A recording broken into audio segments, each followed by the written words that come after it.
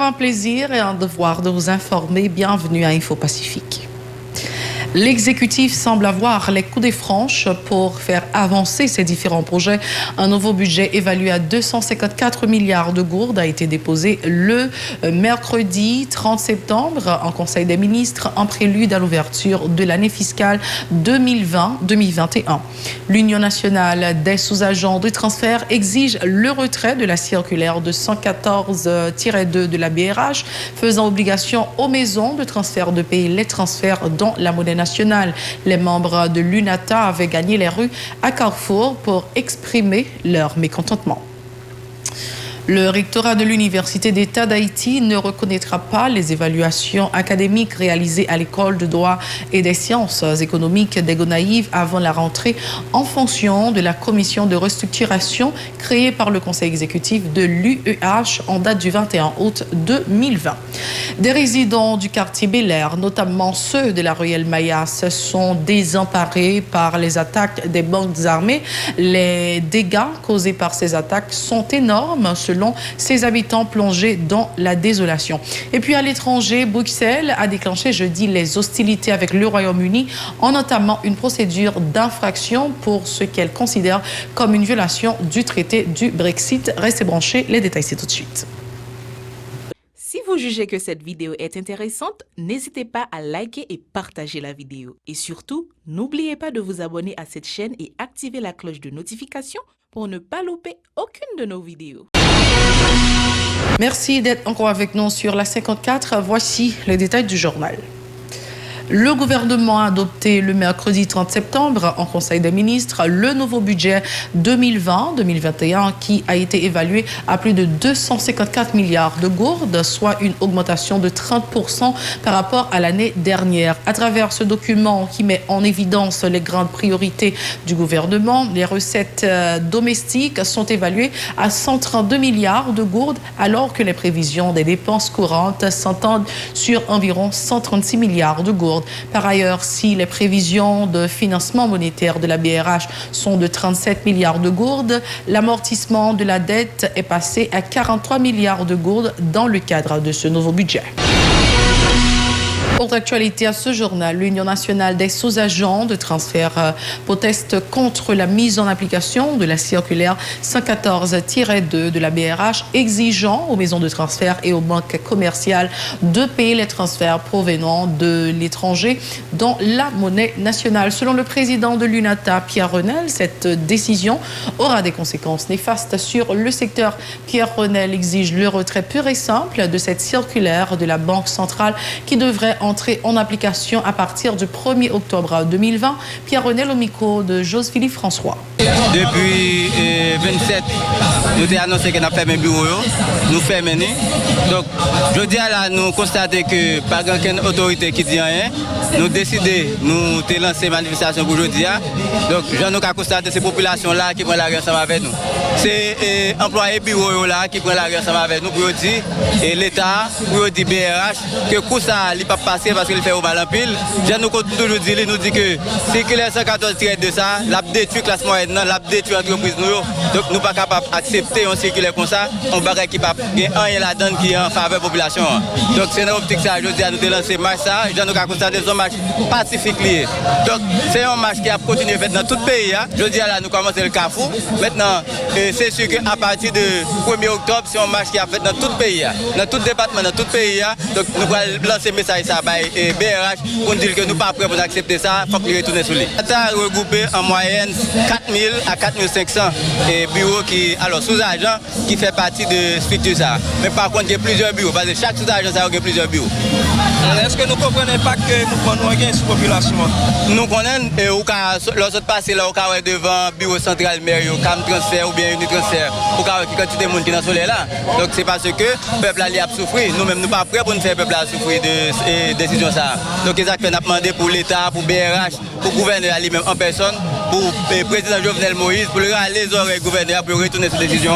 Question sécurité, des résidents du quartier Bel Air sont encore dans la tourmente après une énième attaque des gangs armés. Les individus armés qui ne respirent que par la violence ont fait beaucoup de morts dans ce quartier, selon le témoignage des résidents qui pointent du doigt le groupe G9.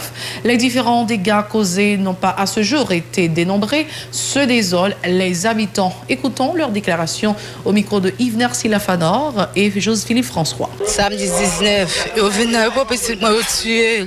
Pendant ma pour sortir bagage ça, j'étais endormi lui-même. Ouais, justice salvation. Peuple pourquoi j'aime perdre bataille. Même dans le ciel, peuple pas perdre bataille sous terre, nous pas perdre bataille ça. Jovenel préparé pour le caser ghetto, pour le tuer nous, pour le détruire nous, pour le capable faire élection, pour le réduire masse nèg sale, sans tête yo, sans crâne yo, tu vas ka bon pas jam gen maman, qui va gen dépenser rien fait yo décider mourir. Tu vas ka bon pas moun qui pas jam moun, qui prend mission ça, coûte que coûte ou échoué. Ouais quand peuple a mettre réduit à 10 moun, Jovenel pralé 7 février 2021. Nous pas d'une sous terre pour une de matière salaire, mais si pour un critère, Jovenel ou est sauvé faire ou voyer barbecue, vinn tuer nous. Quand pile moun ka l'école dans quartier populaire qui comprennent politique, qui comprennent ça monsieur groupe PHTK, dit PHTK, dit du valériste. Ils comprennent mission yo. Qui ça yo fait? Premièrement, ils cherchent un moyen de craser l'école. Les fins de craser l'école, ça pas suffit. Ils injectent un groupe gang les Genève. Eh bien, groupe gang ça qui mission? C'est craser tout ghetto. Ou ils essayent de mettre moun dehors grand ravine. Ils prennent un gros bout dans Cité Soleil, ils crasent Cité Soleil. Yo tout le monde, yo saisi l'école, soit Cité Soleil après gon l'école, yo saisi qui gen l'église, gen séminaire théologie là-dedans, gen l'école professionnelle là-dedans. Nèg yo saisi, yo fait caserne là-dedans, nèg Mathias Iskayo, nèg yo saisi l'école tout bagay ONH en Cité Soleil yo saisi, nèg yo mette moun la saline dehors. Le fait que yo ka réunir moun, yo ka regrouper moun pour mobiliser contre pouvoir PHTK et contre du valériste, contre misère, contre violence, contre insécurité, yo mette groupe yo dehors, yo mette moun de Tokyo dehors.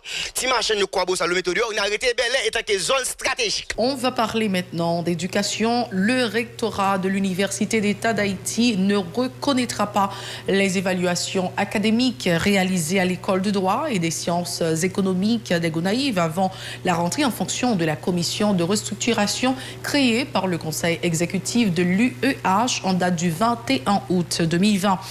Ainsi, les examens d'évaluation, le concours d'admission, la soutenance de mémoire et autres services offerts par la faculté ne seront pas validés par le rectorat de l'UEH.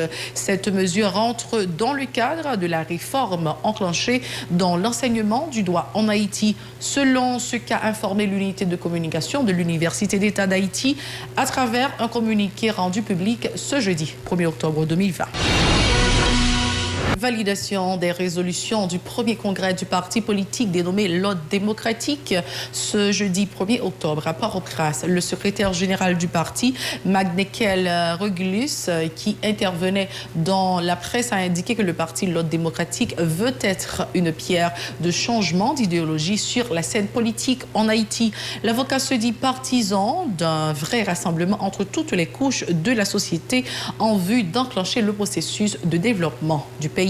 Magnekel Regulus au micro de Moïse Saint-Éloi et de Joseph-Philippe François. Nous estimons que dans le pays, il y a un problème et parti politique.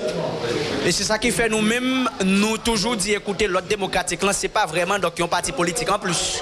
C'est surtout donc, un parti politique qui avec des mondes conscients que nous vivons dans un pays qui est gangsterisé, un pays côté l'État perdu, donc prérogative que nous les monopole en violence physique légitime, non?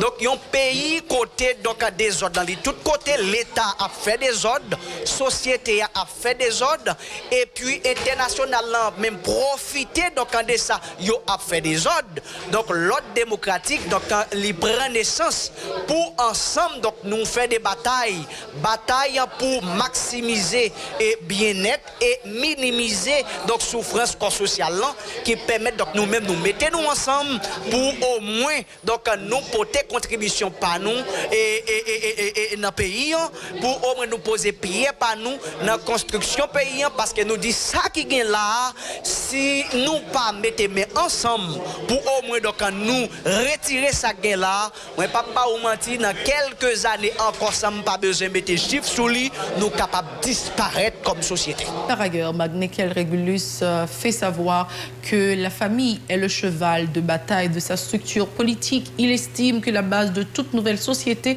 doit commencer par le respect des valeurs morales des familles. On l'écoute. Feuille de route là, c'est qui s'allie, j'en nous tape suivre li dans salle là, nous chita sont ensemble des valeurs. Parce que nous dit tête nous société c'est une composition liée, une composition de famille. Nous comprenons que aujourd'hui s'il y a des gens dans l'État qui pas de résultat, s'il y a des gens dans l'État qui pas régler rien, s'il y a une société comme ça, c'est parce que quelque part un travail à la base qui pas été fait. C'est parce que donc dans famille donc on sait des bagages qui pas été fait parce que nous dit tête nous et à chaque fois une situation qui posée et si toutefois donc tout le monde dit situation ça c'est problème, si nous voulons résoudre d'abord ça regarder ça nous dit qui problème est-ce qu'effectivement c'est problème et si c'est problème donc qui origine qui cause et à partir de ce moment nous sommes capables peut-être donc une solution appropriée. Donc nous dit société à tout le monde dit qu'il y a un problème mais nous rendons compte société en ses compositions famille et bien nous dit écoutez quelque part faut au moins donc nous remembrer donc institution en ça qui c'est famille parce que tout autant donc nous nous renforcer donc institution familiale là c'est tout autant tout n'a gagné donc une bonne société nous-mêmes nous chita sous des autres bagages encore parce que nous dit depuis indépendance pays nous pouvons une société qui a fonctionné sans objectif parce que qui s'allie élite société pour qu'on chita pour dire écoutez dans 15 20 25 30 ans mais qui côté nous parler avec pays parce que c'est côté nous parler avec pays qui dit mais qui modèle société nous voulons c'est modèle société nous voulons qui dit mais qui modèle citoyen nous voulons et c'est modèle citoyen nous voulons qui dit mais qui modèle d'éducation donc nous devons transmettre. C'est le moment de passer au journal international. Restez branchés. Encore merci de votre fidélité à la Télé Pacifique. Bienvenue à la deuxième partie du journal. Nous sommes bien à l'étranger, comme je viens de l'annoncer. La Commission européenne a décidé d'envoyer une lettre de mise en demeure au gouvernement britannique. Il s'agit de la première étape d'une procédure d'infraction, a annoncé sa présidence Ursula von der Leyen dans une courte allocution. En cause, un projet de loi britannique remettant en question certains engagements pris par Londres dans le traité encadrant son départ de l'UE le 31 janvier. Bruxelles avait laissé au Royaume-Uni jusqu'à la fin du mois de septembre, c'est-à-dire mercredi, pour retirer son texte considéré comme contraire au droit international. Nous répondrons à la lettre en temps utile, a commenté un porte-parole du gouvernement britannique qui dispose d'un délai d'1 mois. Des dizaines de procédures d'infraction au droit européen qui peuvent prendre des mois pour aboutir, soit lancées chaque année par la Commission contre les États membres. La procédure peut finir devant la Cour de justice de l'Union européenne, susceptible d'infliger des amendes ou des astreintes. Nous sommes maintenant aux États-Unis. Le tollé suscité par ses propos sur les suprémacistes blancs et les milices de droite a obligé Donald Trump à faire un virage à 180 degrés 24 heures après un débat télévisé plus qu'abrasif entre les deux candidats à la présidentielle américaine du 3 novembre. Il n'était plus question de dire au groupe paramilitaire des Pride Boys de reculer, mais de se tenir prêt et de suggérer ensuite que quelqu'un doit faire quelque chose à propos des antifas et de la gauche.